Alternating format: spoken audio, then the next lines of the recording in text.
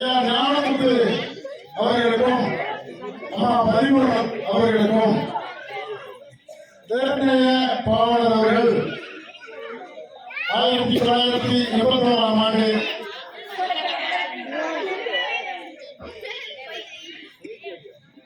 திருநெல்வேலி மாவட்டம் சங்கரகோயில் பகுதியில் மகனாக பிறக்கிறார். ஐயா அவர்கள் தமிழ் உலக மொழிகளில் மிக தொன்மையான காலத்தை செம்மையான மொழியாக வடிவமைத்திருந்த தனது பல்வேறு சொல்லாட்சிகள் மூலமாக நிறுவனம் செய்தவர்.